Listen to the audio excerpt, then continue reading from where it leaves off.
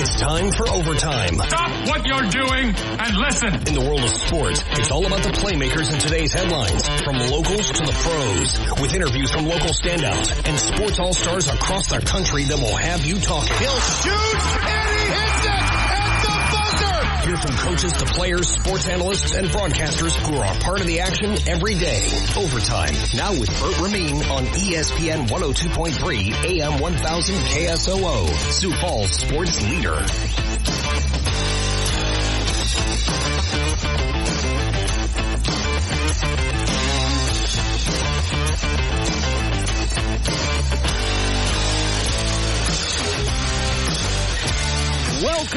Welcome. It is a beautiful Wednesday edition of Overtime, and your opportunity to win big looms today as we crank it open and get it ready to rumble on this Wednesday, April 24th.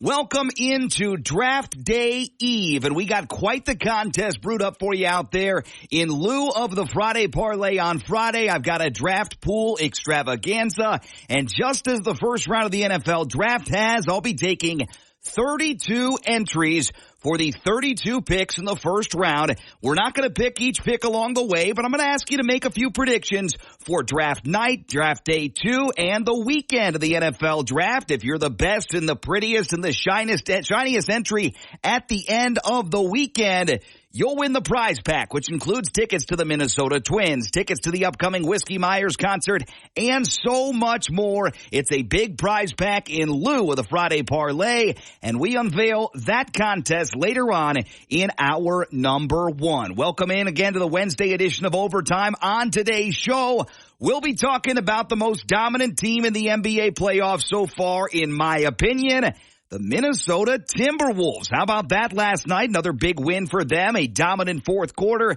Anthony Edwards, Jaden McDaniels, the whole crew coming together for a big win and a 2-0 series lead. Now I want to say something as well. I'm not singing their praises because I think the series is over. It is far from over. They still got to go out to Phoenix, take care of some business out there, come back home. If they do not end up sweeping the Suns, I do think, though, that it's a big night and a big week for the Timberwolves and their fans because, as per usual that we've seen in the franchise's history, they have not taken care of business when they needed to in the postseason, and they did it last night, did it earlier in the week, and it's been fun to see this Minnesota Timberwolves team, not only in Game 1, but Game 2, just plain and simply outplay the Phoenix Suns, a team that they were a underdog to according to Vegas. Not so fast and not anymore. Timberwolves looking pretty darn dangerous, as are the other heavy hitters in the NBA postseason. We'll be talking with Darren Wolfson of KSTP in the Twin Cities about those Timberwolves, about the Minnesota Vikings. Maybe we'll dip our toe in and talk some Twins baseball as well. Back-to-back wins for Minnesota. Also deliver you with the goods on the identity crisis by the original Pancake House. That comes up at 11:30. And then we unveil that draft contest with the NFL latest, our final pair of draft previews at the end of hour number 1. We're hitting on the Patriots and the Commanders today. Pick number 3 and pick number 2. Both of those picks could also be on the move in the top 5 come tomorrow night at the NFL draft. We will preview the Patriots and Commanders' needs, fits, wants, desires, and more coming up at the end of hour number 1. And that is when I'll take my first callers for the long-form draft contest. Not just draft night number 1, but over the weekend. I'm going to ask you to make some weekend predictions in order to pilfer out and sort out the best entries and the smartest people in the Sioux Empire, all vying for Twins tickets, Whiskey Myers tickets, and more in lieu of the Friday parlay. That's the end of hour number 1. Hour number 2, headlines and highlights. Latest from the NBA. That draft contest continues in hour number 2. Sam Amico, senior NBA writer with HoopsWire.com, will swing by to talk about the Timberwolves, talk about the Nuggets, the Celtics, the other teams that are living up to expectation in the postseason, and what teams are most ripe for an upset in round 1 still. And we'll talk about some odds moving forward, what a win in this series will do for Minnesota, and maybe, just maybe, do they have a chance to take down Denver in round 2 if that is indeed their opponent. The good, the bad, the ugly to follow, and that is your show log for this Wednesday edition of Overtime. Lot to get to on today's scorecard. We start, of course, in NHL hockey last night, pair of Game 2s, and it was the Rangers over the Capitals 4-3 to take a 2-0 commanding series lead there. It took overtime, but Florida up against a tough Tampa team. They take care of business 3-2 in overtime. Elsewhere, the Colorado Avalanche back on the right track. McCarr for Cogliano. He'll tip it in wide of Hellebuck. Settles it down. Pressure coming from Yakov Trenin. Got it free. Cogliano in front. Parisi is there. He scores! Easy, breezy. Zach Parisi. KKSC, the audio on the call there. And again, that final score, Colorado 5, Winnipeg 2. And that series now knotted at a game apiece. Elsewhere, Nashville with an impressive road win last night, 4-1 in Game 2 over Vancouver. That series also split at 1 game apiece. Tonight in the NHL, Bruins at Maple Leafs gets us going at 6 o'clock on ESPN. That series tied 1 game apiece. And a pair of Game 2s tonight, Golden Knights at Stars. Vegas leads that 1-0. That's an 8:30 puck drop on ESPN. 9 o'clock start on TBS. Edmonton with a 1-0 lead as they play host to the Kings. And again, 9 o'clock start time on TBS. NBA Finals from last night, one place to start, and that's with the Minnesota Timberwolves. Jaden McDaniels, awfully big night. Up the right sideline, Conley hands it off to Edwards, goes out of a trap. Swing it all the way to the left corner. McDaniels for 3. Boom, got that, that is it. Nighty-night, Sweet Prince. Jaden McDaniels, 25 points, 8 rebounds to lead the Timberwolves, and obviously a big night for Minnesota. Here's how it sounded when it ended. Final score, 105-93. Suns will inbound, and a 3 miss to the horn. The final, that Target Center. Minnesota Timberwolves 105, the Phoenix Suns 93. Phoenix is 0-14 in best-of-7 series, in which it's lost the first 2 games. Jaden McDaniels, 25 points to lead the team. Here's the impact of McDaniels in the eyes of Coach Chris Finch. When the ball's moving, it really brings Jaden's game to life. The ball is moving right now. It has been for quite a while, and he's playing as a result of that. He's kind of like always been the barometer of our offense. There's things that he can do, and, at times we might need to put the ball in his hands a little bit more, but he's just making the right play off the ball all the time. Final score, 105-93. Minnesota leads Phoenix 2-0 in that series as the series now shifts out to the desert. Elsewhere, Indiana proved me right. I was not buying Milwaukee even after an impressive win in game number 1. Pascal Siakam, 37 points, and Indiana boat races the Bucks last night on the road. Here comes Nembhard, the Pacers running. Neesmith to the goal, flips it off the right-hand glass. Negative. Rebound punched out to the perimeter. Halliburton for 3, left sideline. A 23-4 run on the road. That 3 from Halliburton, but Pascal Siakam, the story, 37 points, 11 rebounds. Final score there, Indiana 125, Milwaukee 108. That series tied 1 game apiece. Also tied at 1-1 as Dallas gets a big win over LA in LA last night. Final score there, 96-93. Luka, double team, then they back out of it. Now against Leonard, to his left, screen by Kleber. Now against Zubac, sidestep left, take the 3, make the 3. Luka Doncic, 32 points, 6 rebounds, 9 assists. Final score there, Dallas 96, LA 93. That series tied 1 apiece. Audio there courtesy of 97.1 The Freak down in Dallas. Tonight in the NBA, pair of Game 2s. Heat at Celtics gets going 6 o'clock on TNT, where Boston leads that series 1-0. OKC narrowly won Game 1. The Pelicans visit the Thunder once again for Game 2 tonight, 8:30 on TNT. Major League Baseball from yesterday, Houston and Chicago tussled from Wrigley Field, and it was a Cubby kind of day. Here's the 2-0. He swings and hits one in the air, deep left field. Going back, Tucker at the track near the wall. It's gone! A 3-run home run the other way. Mike Tauchman, his first of the season. And a big one there for the Cubs, 7-2 the final. Cubbies moved their record to 14-9. Other finals, Cleveland won over Boston yesterday 4-1. Guardians are 17-6. Milwaukee lost in Pittsburgh 2-1. Detroit wins in Tampa 4-2. Tigers move to 14-10. And the Minnesota Twins come from behind and earn a big win in dramatic fashion. Here's the pitch. Swung on, hit to the right side. Base hit, Alex Kirilloff. Martin scores, and the Twins walk it off. Alex Kirilloff, RBI single, and the Twins win 6-5. Chris Atterbury on the call there for the Minnesota Twins Radio Network. 6-5 the final. New record for the Twins, 9-13. Reliever Jay Jackson gets the win. His first of the season. He is now 1-1. Other finals, Kansas City over Toronto 3-2. Royals are 14-10. Arizona 14-1 winners over St. Louis. When you have that many runs, at least one of those runs has to be associated with a big-time dinger, and it was a grand slam kind of night for the Diamondbacks.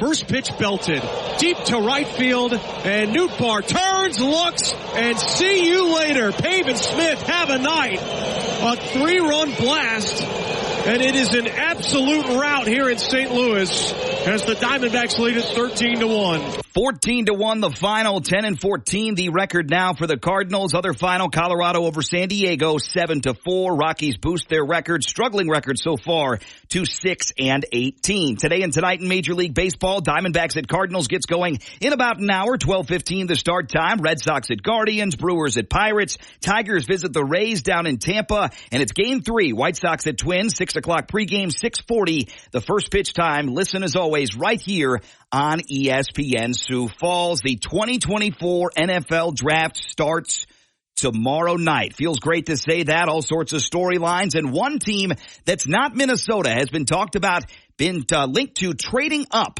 from their spot in the first round. Then it's a surprising team because they're already pretty high up on the draft board. It's the New York Giants. Here's Sal Paolantonio. I think they are trying to move up. It's clear, all indications are that they are in a quarterback hunt.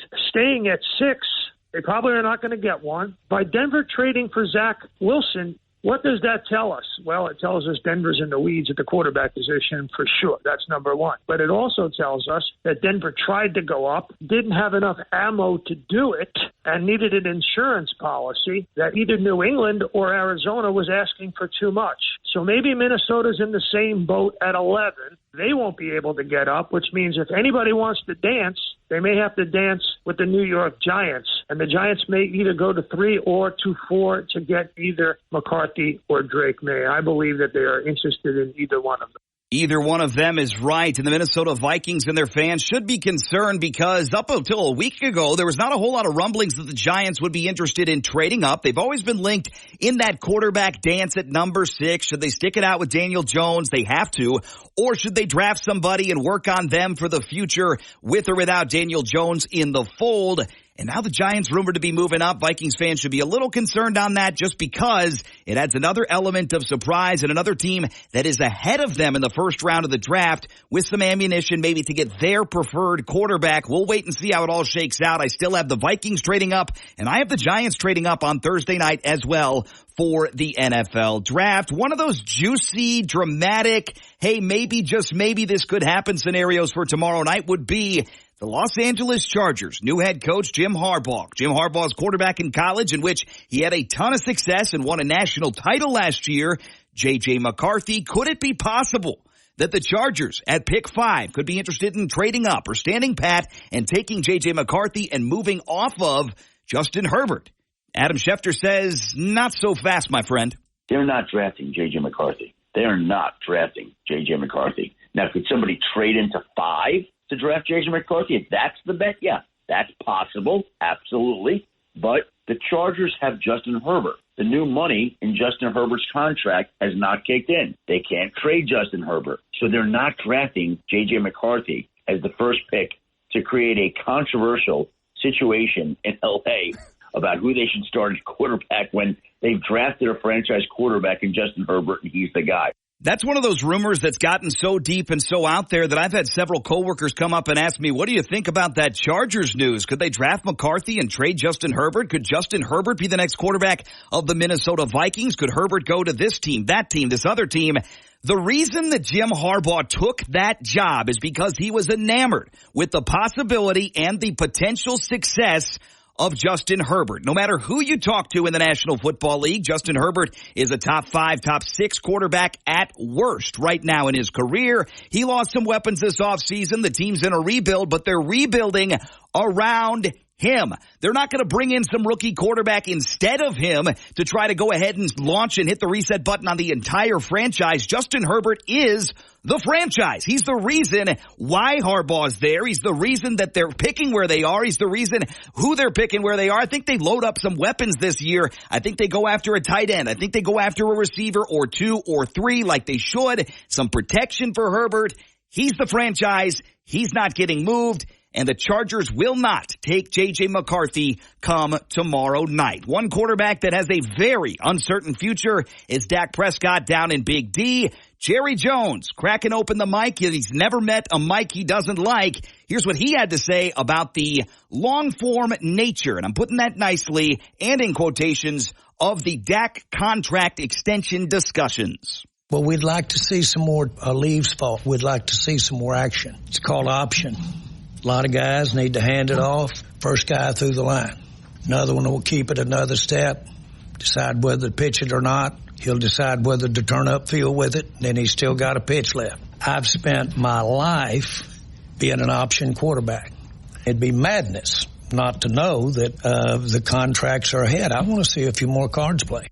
You want to see a few more cards play, and you're going to play yourself out of the hand, play yourself off the table because you got a top 10 quarterback, Jared Jones, and you're about to lose him to free agency if and when he has another good season for you, and if and when that good season is not a great season down in Dallas. The Cowboys are not loading up Dak Prescott's hand. They aren't putting any chips on his side of the table to give him the best chance to win, nor are they doing so for Mike McCarthy. And I don't understand a thing of what the Dallas Cowboys have done this offseason. They've got a good team. They've got a killer roster. They got 10, 12, 15 dudes that are absolute studs across the board, offense and defense on the Dallas Cowboys. You talk about talented rosters in the NFL. The Dallas Cowboys come up within the first 3 or 4 teams you talk about, but it hasn't led to postseason success, and Jerry Jones whining about it as always, and of course, not gonna invest any more this offseason in Dak Prescott. I think that is a mistake. Now into your Reliabank headlines of the day for hour number 1. Augustana hockey head coach Garrett Raboin has been named once again to the 2025 USA World Junior staff, announced by USA Hockey as of Tuesday morning. This will be Raboin's second consecutive IIHF World Juniors tournament. The bench boss helped lead Team USA to gold in 2024 when the tournament was held in Gothenburg, Sweden. And the entire 2024 gold medal staff is back for next season. Raboin will join the U.S. national junior team coaching staff that is led by head coach David Carl and includes assistant coaches Brett Larson, Steve Miller, and David Lassonde, as well as a video coach in Travis Collane. More on that at GoAugie.com. Speaking of Augustana, the 17th rated Augie baseball team cannot lose, and they continue its home stretch with a doubleheader against Southwest Minnesota State today at Ronkin Field. First pitch in Game 1 is slated for 1:30 in the afternoon. Vikings in the series, 66-46 against SMSU, and are 38-16 at home. Southwest Minnesota State comes in 23-15 overall, 17-12 in the conference, and the Vikings 33-6. 24-4 in conference, and are playing some of their best baseball in recent memory. Vikings are 11th in the country with over 9 runs per game this season, 9.6 to be definitive about that number. South Dakota State makes a trek to the Twin Cities for a single game on the softball diamond as the Jackrabbits gear up to face Minnesota at Jane Sage Cowles Coliseum on Wednesday. First pitch between the Jacks and the Gophers is set for 5 p.m. South Dakota State originally slated to complete in a 3-game road trip, but they canceled the doubleheader against Wisconsin due to weather concerns yesterday. Back in action out in the Twin Cities area, 5 p.m. the start time for a single game against the Gophers. Lastly here, let's round out your Reliabank headlines of the day for hour number 1 with some news concerning the Iowa Hawkeyes. Indianapolis fans with a case of Caitlin Clark fever can catch 17 Indiana Fever games for free on local TV channels this season. The WNBA franchise struck a deal earlier this week with Tegna to broadcast those contests on the region's NBC and MeTV affiliates. This is an exhilarating moment for women's sports. The WNBA and Fever are leading the charge with this groundbreaking local broadcast rights agreement. And I gotta tell you, you want to grow a league, you need star power. You want to grow a league even more, you need some public, and I mean truly public visibility. Think about the NFL and think about Major League Baseball. How easy is it on a Sunday to flip on a TV, whether you've got rabbit ears, an antenna on the wall, an antenna on the roof, you got a big fancy box, you got all sorts of stuff, Sunday ticket, whatever. The NFL is accessible. You don't always get to see your preferred game, but you always get to see a game and 3 games, in fact, on a Sunday, every single Sunday. The NFL is king because of its accessibility, its product, its stars. The WNBA is working towards that, and they're accessible, and they've got the star power. Major League Baseball has taken a step back over the last 10, 20, 30, 40, 50 years. And look at the broadcasting lately for Major League Baseball in terms of visibility on the TV. Less than stellar for Major League Baseball, and I think the WNBA in for a treat, as are the Indiana Fever and their fans. Those are your Reliabank headlines of the day here for hour number 1. When we come back, Twin Cities Sports Scene Talk. Darren Wolfson of KSTP in the Twin Cities joins us next. It's the Wednesday edition of Overtime right here on ESPN Sioux Falls. Stream us online, stream us on the app. Streaming now, Overtime with Bert Ramin on ESPN 102.3 and AM 1000 KSOO, Sioux Falls sports leader.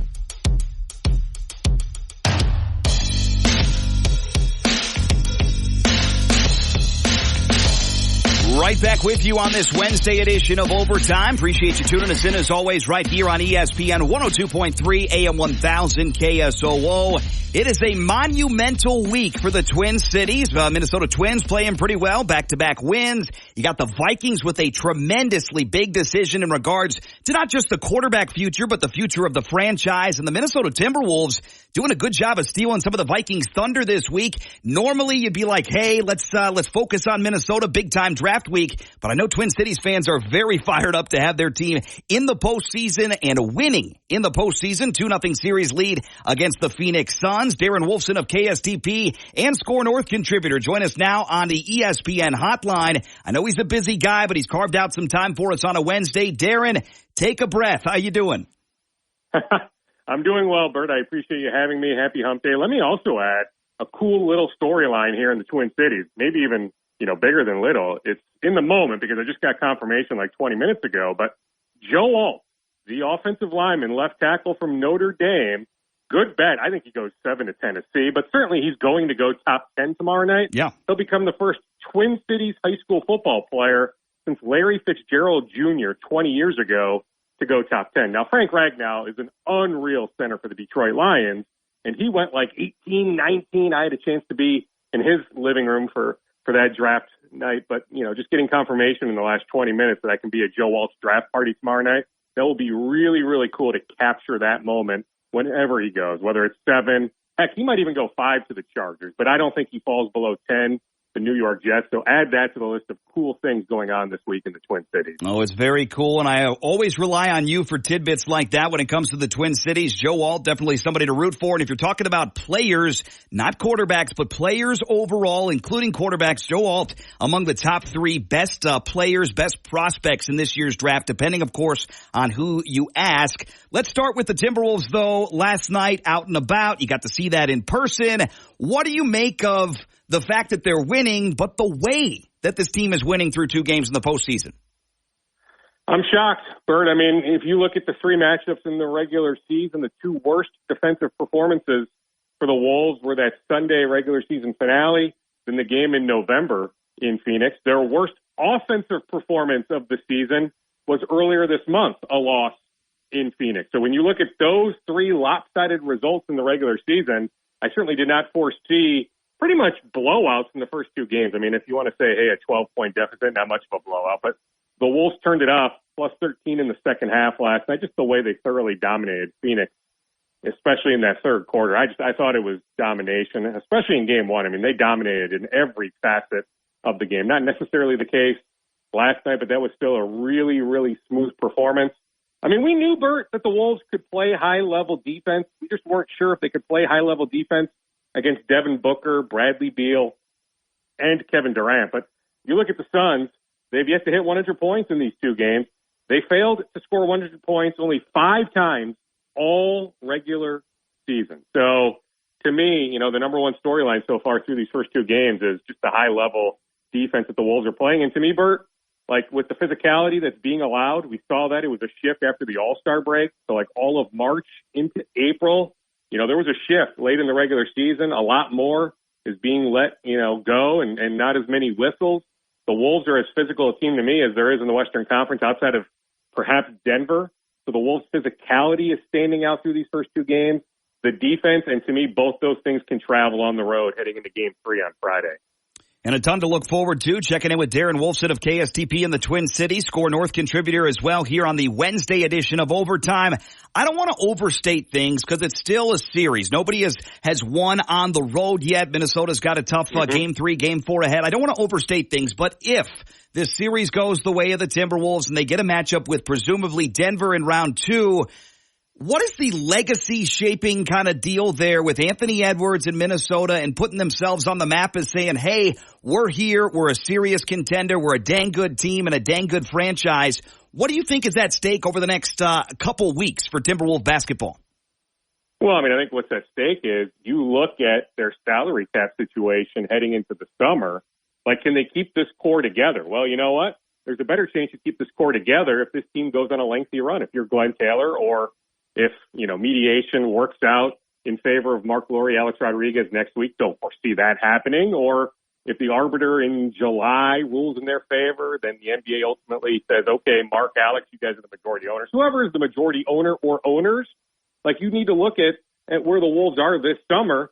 And I just don't know if you lose in the first round or even in the second round, if it's sustainable.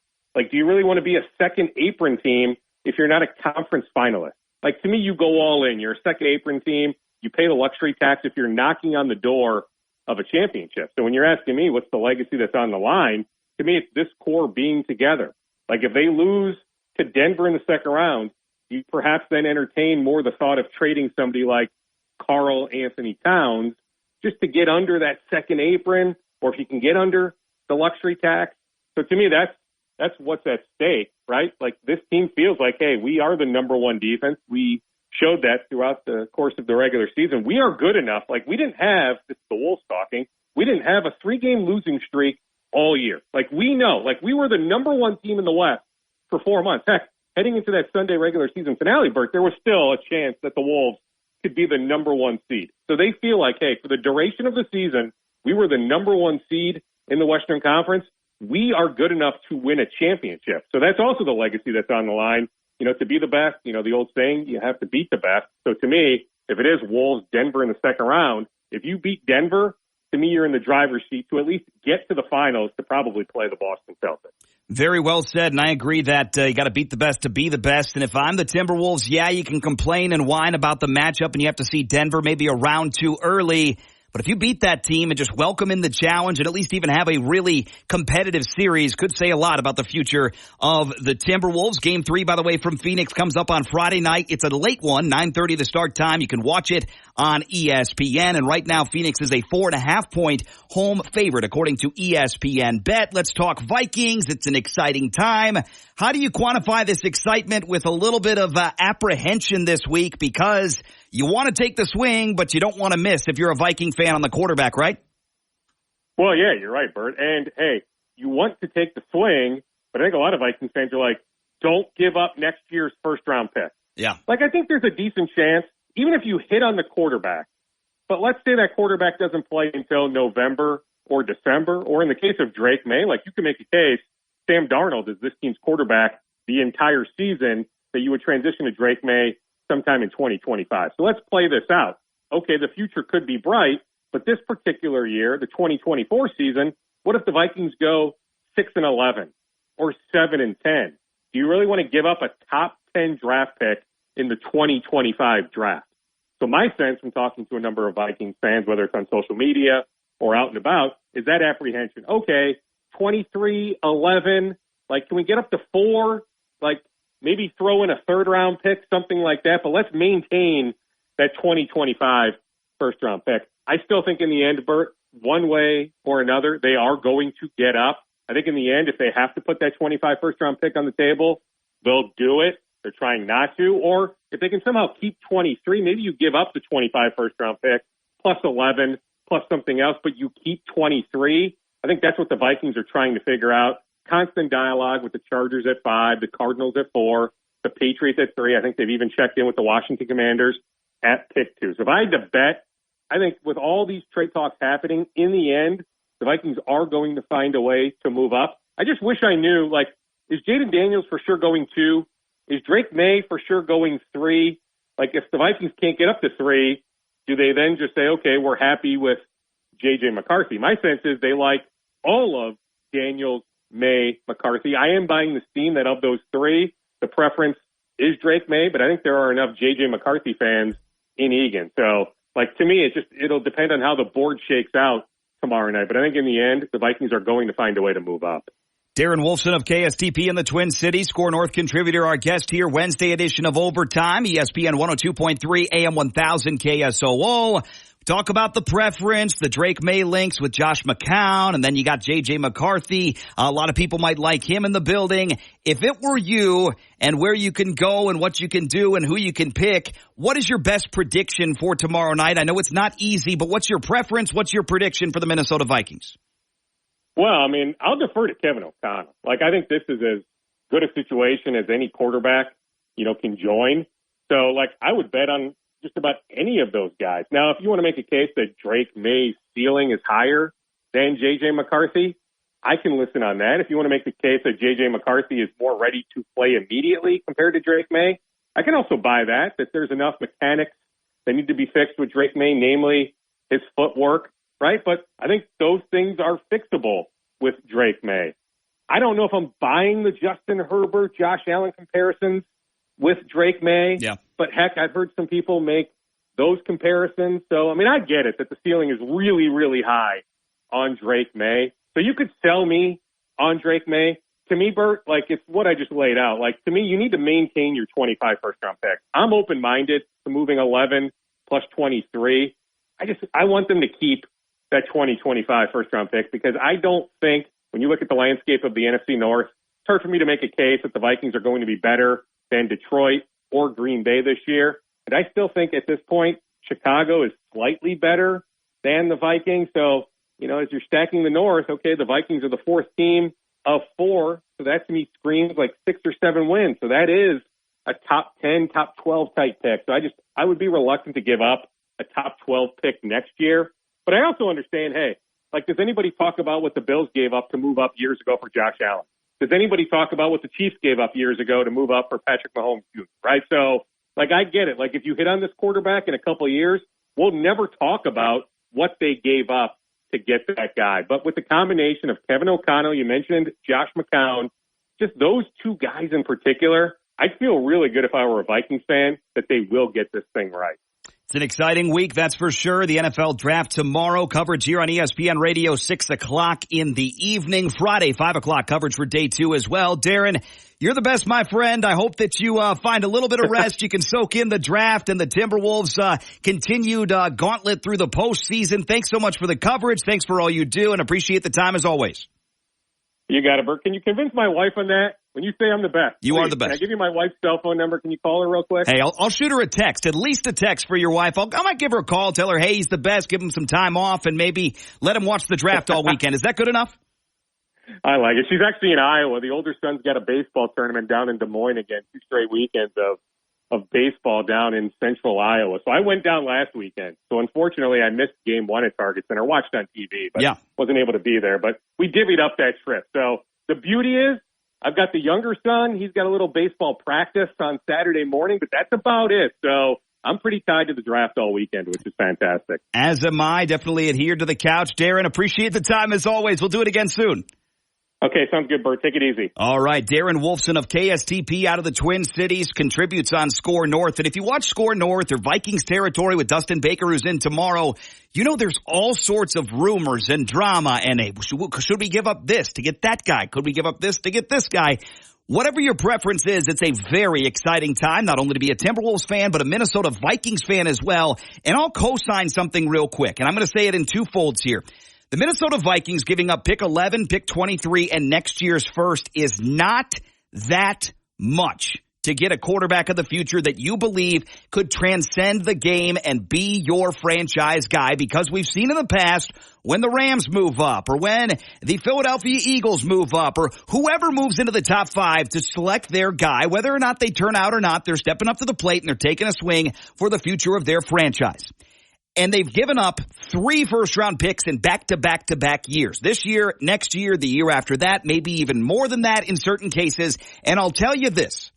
The fact that it's 3 first-round picks, yes, it's a lot of money in terms of draft capital. But the fact that those 3 first-round picks are contained to just 2 years is a huge benefit to Minnesota if they give up those 3 picks. What I mean by that is that in 2026, the Minnesota Vikings should be completely clear of the cost of this trade, this draft. Next year might be pretty slim, but if you got a promising young quarterback back there, or even the thought of a promising young quarterback, that is a huge win. And now secondly on that topic, as Darren Wolfson alluded to, if the Vikings can find a way to trade up and not give up next year's first round pick, that's a big win. Why is that? Minnesota gave up their next year's second-round pick in the trade with Houston, so they already don't have a second next year. And if they keep their first, if you think about the way that Kwesi Adofo-Mensah has operated since joining Minnesota, he likes to wheel and deal. He's a value-centered guy. And if Minnesota wins 5, 6, 7, or 8 games this year and they pick in the top 10, top 12 next year, they have that pick. The value of that pick is still top 10, top 12, whatever it might be. That's great, and it's a good premium pick. And if you're able to keep it, awesome. But more so than that value is the value of thinking in Kwesi terms of what can I get if I trade down in 2025? And if you don't have that pick, you don't even have that thought or that option. So for Kwesi, it's all about the value and the value of a potential trade down with next year's first overall pick. But as I said a moment ago, I think it's worth it to give up 3 first-round picks to get into the top 5, top 4, top 3 if you get your number 1 guy that's available to you on your board. If you love Drake May and they take him at 3 in New England, don't move or limit the move. Don't give up the first-round pick. But if you love J.J. McCarthy that much, step up to the plate, crank the bat back up on your shoulder, and swing for the fences. We'll take you to break now and come back with the Identity Crisis brought to you by the Original Pancake House. Coming up soon is the beginning of our draft contest for over the weekend. No Friday parlay this weekend, people. The Friday parlay is the NFL draft contest. I only got 32 spots for the 32 picks in round number 1. That's coming up at the end of hour number 1. We take the break. Back with more of Overtime next. Don't miss a moment of sports action. Stay connected and download the app for Overtime on ESPN 102.3 and AM 1000 KSOO.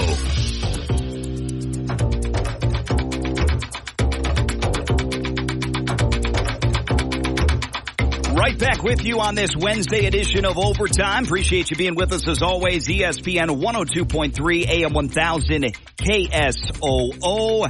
Wednesdays always reserved for the Identity Crisis, brought to you by the Original Pancake House in Sioux Falls. Plans for your weekend probably revolving around the NBA postseason, the NHL postseason, maybe going out, hitting the links, and definitely going out and snacking on some pancakes with the Original Pancake House. Visit OPH in Sioux Falls at the corner of 41st and Kiwanis. Now it's time for the Identity Crisis. I give you 5 clues. You tell me who the heck I'm talking about. You win the gift card to OPH and more each and every week. Let's do it. It's time for this week's Identity Crisis. I don't know. Who are you? Me? I know who I am. I'm a dude playing a dude disguised as another dude. Well, this is exhausting. Let's see if you can tell us the sports figure we're talking about in today's Identity Crisis on Overtime. The Identity Crisis always brought to you by the fine folks and the smiling faces over at the Original Pancake House in Sioux Falls. Join the wait list on the way. Avoid the crowds on the busy days. The Original Pancake House, Sioux Falls.com. Crispy thick bacon, huge omelets, and more, all served with a smile at OPH. Here are your clues. The Identity Crisis brought to you by OPH, a former NFL football player. Here are your clues. Number 25, jersey number, played running back in his NFL career. Clue number 3, went to USC, that is Southern California. Clue number 4, played from 2006 to 2009 in the NFL. And lastly, played his entire career with the Tennessee Titans. This ain't an easy one today, but it's nothing off the beaten path. If you're a college football fan, a college football purist, you know exactly who I'm talking about today. It's a player with a tremendous college career, but he was second fiddle to somebody in the news today. You're on with Overtime. Caller number 1. What's your name? Jordan. Jordan, what's today's correct answer? Is it Wendell White? It is Lendale White. It wasn't too hard for you, Jordan. Congratulations. I got you hooked up with some pancake bucks, my friend. Awesome. Thanks. All right, Jordan, hang on hold. I'll grab your info from you. Lendale White, maybe not too hard today, but I absolutely loved the draft pick of the Tennessee Titans back in 2006. Lendale White, a second-round pick. And by the way, he didn't have a long career. Played for just 4 years in the NFL, but the dude did have 1,000 yards rushing one year and had a single-season 15-touchdown campaign in 2007. He had a short career, but it wasn't an absolute bust for Lendale White. But again, very short NFL career, USC star. He ran for over 3,000 yards in college and 52 touchdowns, but he shared the backfield with Reggie Bush, who got his Heisman back today. It is about time for that. That's a quick edition of the Identity Crisis brought to you by the Original Pancake House. When we come back, you'll want to hit the phone lines again, 605-362-3776, the number to call. We're going to do a marathon and fill up part of our draft game board taking place at the Friday Parlay, Friday over the weekend. We're going to fill up the draft board today and tomorrow on the show, looking to get 32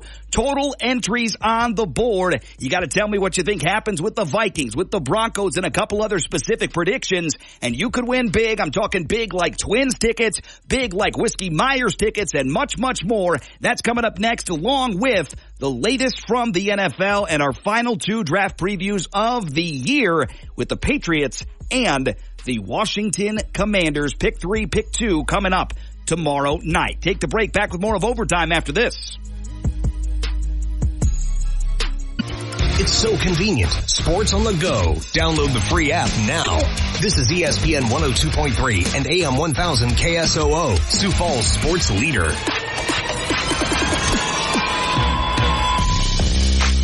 Right back with you. It's the Wednesday, April 24th edition of Overtime. Appreciate you being with us here on ESPN Sioux Falls. And now it is just about time for us to unveil our draft contest for the NFL draft over the weekend. This will take place at the Friday Parlay, always brought to you by Possibilities and High-End Glass and Tobacco. But first, let's dish on some NFL news and also our final previews of draft season. Former Pro Bowl running back, former Minnesota Viking Dalvin Cook has settled a lawsuit in which his ex-girlfriend accused him of battery and false imprisonment in his Minnesota home back in November of 2020. A hearing scheduled for yesterday was canceled with the case closed and settled according to court documents. Otherwise, the Chicago Bears, other NFC North news, general manager Ryan Poles knows which player Chicago's going to take with the number 1 overall pick, but he's not ready to divulge particulars 2 days ahead of the NFL draft. Unfortunately, it's one of those things I think everyone's got to tune in on Thursday to watch and figure out, but I feel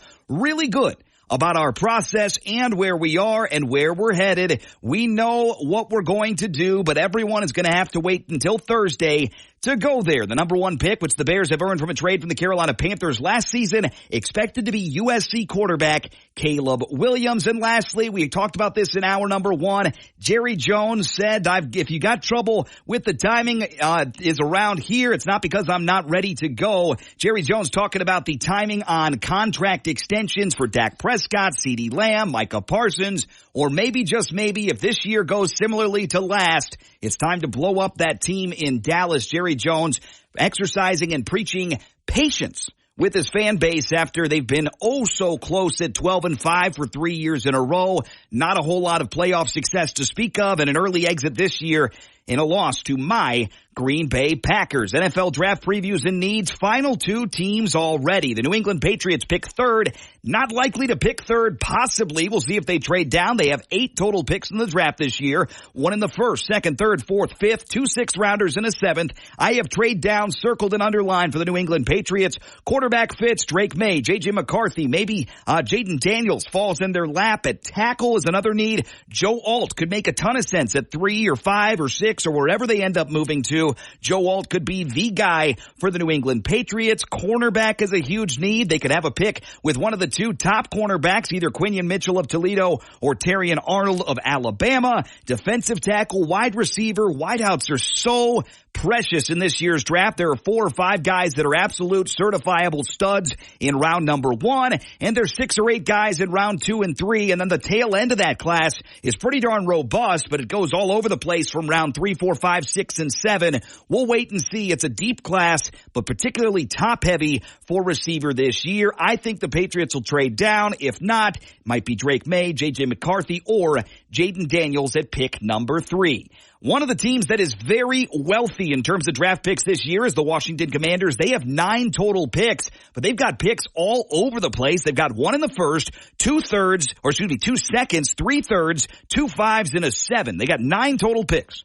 Quarterback fits. Jaden Daniels, I think, is the pick. Drake May could make sense. Edge rusher, they could have their pick of Chris Braswell, Chop Robinson. Maybe they go Dallas Turner in round 1 if they trade down. Wide receivers, they got plenty of picks. They have 5 picks on day 2 between round 2 and round 3. Tackle is an opportunity and a need for Washington as well. Maybe a 2nd round guy, maybe a 3rd rounder. And at cornerback, they've got some flexibility as well, as in cornerback on the defensive side. They can go Chris Abrams-Drain from Missouri in the 2nd or 3rd round. All sorts of value all over the board. And the Commanders, one of the wealthiest teams in terms of draft capital in the entire draft. Right now, they have 9 total picks, including a total of 6 on the first 2 days of the NFL draft. And they could be getting more if they move off from pick number 2 or somewhere else in the draft. The Commanders, pretty darn wealthy. Now is the time to get your calls in. If you want to be one of the first people on the board, 605-362-3776. We are not having a Friday parlay this week. In fact, we're replacing it with an NFL draft contest. And here's what I've cooked up. Very similar to what we did with the NFL season, with the NFL draft last year, and with a certain other sporting events in recent memory. I need your name from you. I need your prediction for the number of quarterbacks in round number 1. The 2nd quarterback taken in this year's NFL draft. The 1st pick of the Minnesota Vikings. I'm not going to tell you which pick it's going to be, or if they trade up or if they trade down, whatever. The 1st pick that Minnesota makes come tomorrow night. If they make one, who will that be? Denver, do they draft a quarterback? It's a simple yes or no. Do they draft a quarterback in any round of this year's NFL draft? And lastly, your tiebreaker, total wide receivers taken in the entirety of the NFL draft. With that, we do have our first caller on the line. Welcome to the show. What's your name? Jordan. Jordan, you're right back on with me, my friend. What do you think as far as number of quarterbacks in the 1st round? A lot of people will say 6. Are you going there, more or less? Let's go less. Less. So you're going to go with 5 quarterbacks then? Give me a number. Let's go 4 quarterbacks. 4 quarterbacks in the 1st round. How about the 2nd quarterback taken? Caleb Williams likely to be number 1. Are you going Jaden Daniels, Drake May, or somebody else? Let's go Jaden Daniels. Jaden Daniels. All right, I got Daniels penciled in for you, Jordan. Minnesota's 1st pick in the draft. A lot of people think they're trading up for a quarterback. Who are they taking? Let's do J.J. McCarthy. J.J. McCarthy. I got you there. Does Denver draft a quarterback in the entire NFL draft? Yes. Yes, they do. And lastly, total number of wide receivers taken in the entirety of the draft. What do you think, Jordan? Oh, boy. Let's do 18. 18. I got you on there, Jordan. Appreciate the call. Back to line number 2 we go. Get your calls in now. 605-362-3776. You're on with Overtime. What's your name? Jason. Jason, appreciate it. Is it Jason T like Tom? Yep. Gotcha, Jason. Quarterbacks in round number 1. How many? I'm going to go with 7. 7. Gotcha. Second quarterback taken. Williams likely to go number 1. You can put him there if you want, but who's the second quarterback taken tomorrow night? I think it's going to be Daniels. Daniels as well. Okay, Minnesota. What player do they take with their first pick? Could be a quarterback or could be somebody else. I think they're going to try to get McCarthy. J.J. McCarthy. Okay, Denver Broncos. Do they draft a quarterback in the entirety of the draft this year? Yes or no? They better, yes. Yes, they will. Okay, and total number of wide receivers taken. Jordan put 18. What number would you like to say total receivers taken in the whole draft? 23. 23. Jason, I got your entry. Your entry could be next. 605-362-3776. I'll grab one more before we go to break again. 605-362-3776. You want in on the big contest. Minnesota Twins tickets up for grabs. Tickets to the upcoming Whiskey Myers concert and more. If you can be the best predictor of the NFL draft. I got Jordan and Jason already in. If you'd like to get in, the time is now. 605-362-3776. I'm going to try my best to get this all filled up before the start of the draft come Thursday. That number, I'm taking one more caller, and there you are. You're on the line with me now. What's your name? Jared. Jared, appreciate it. What's the first initial of your last name, Jared? P. T like Tom? As in Pete. P like Peter. Gotcha, Jared. Quarterbacks in round number 1. How many? 6. 6. Second quarterback taken. Who is it? Daniels. Daniels, got him. Minnesota's first pick. Who they taking? McCarthy. J.J. McCarthy, the popular bet. Does Denver draft a quarterback this year? Yes or no? They better. Okay, so that's a yes. And then tiebreaker, total receivers taken. 2 guesses so far are 18 and 23. Pick a number for me. 21. 21. I got you on there. We do have one other caller. I'm going to get to you right now. You're on with Overtime as well. What's your name?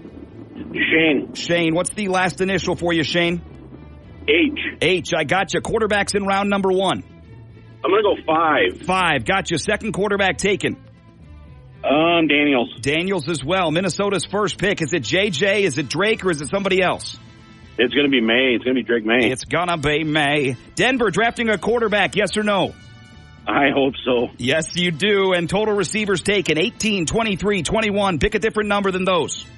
I'm going to go 25. 25. I got you on there. Congratulations, Jordan, Jason, Jared, and Shane. You're in the contest. You could be in the contest later as well. We will get to that later on in the show, but we're overtime on overtime. We're going to take a break, come back with much, much more. Your headlines and highlights, NBA talk with Sam Amico, senior NBA writer with HoopsWire, and that draft contest continues. You want in? Give us a call later in the show when I call out that number, 605-362-3776. Take the break. Back with your headlines and highlights next on Overtime.